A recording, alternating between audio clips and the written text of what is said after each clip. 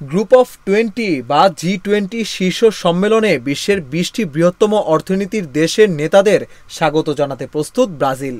এ অবস্থার মধ্যেই Rio de জেনেইরোতে একটি সমুদ্র সৈকতে যুক্তরাষ্ট্রের প্রেসিডেন্ট জো বাইডেন, ভারতের প্রধানমন্ত্রী নরেন্দ্র মোদী, রাশিয়ার প্রেসিডেন্ট ভ্লাদিমির পুতিন ও চীনের প্রেসিডেন্ট শি জিনপিংয়ের মতো নেতাদের প্রতিকৃতি পানিতে ডুবিয়ে অভিনব প্রতিবাদ করলেন আদিবাসীরা।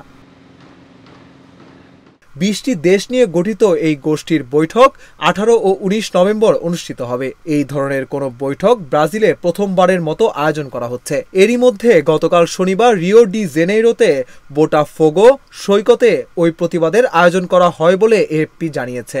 জলবায়ু পরিবর্তন নিয়ে দৃঢ় পদক্ষেপের দাবিতেই এই প্রতিবাদ করা হয়েছে।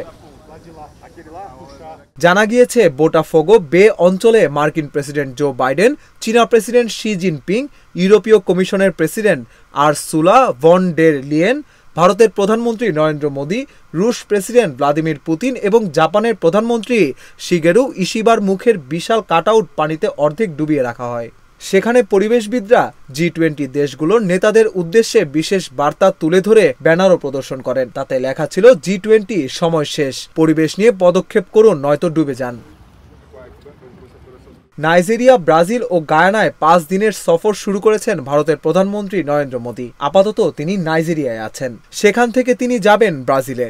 চীনের প্রেসিডেন্ট শি জিনপিং ও মার্কিন প্রেসিডেন্ট জো বাইডেনও সেই সম্মেলনে উপস্থিত থাকবেন।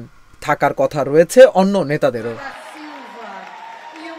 এর আগে গত বছর G20-র প্রেসিডেন্ট দেশ ছিল ভারত। গত বছরের সম্মেলনের ঘোষণায় 2030 সালের মধ্যে বিশ্বজুড়ে নবায়নযোগ্য শক্তির উৎপাদন ক্ষমতা 3 গুণ বাড়ানোর কথা বলা হয়েছিল। এরই সঙ্গে বিশ্বজনীন জৈব জ্বালানি জোট প্রতিষ্ঠা করা হয়েছিল। এক স্বচ্ছ ও সবুজ বিশ্ব গড়ে তোলার স্বপ্ন দেখার কথা বলা হয়েছিল গত G20 সম্মেলনে।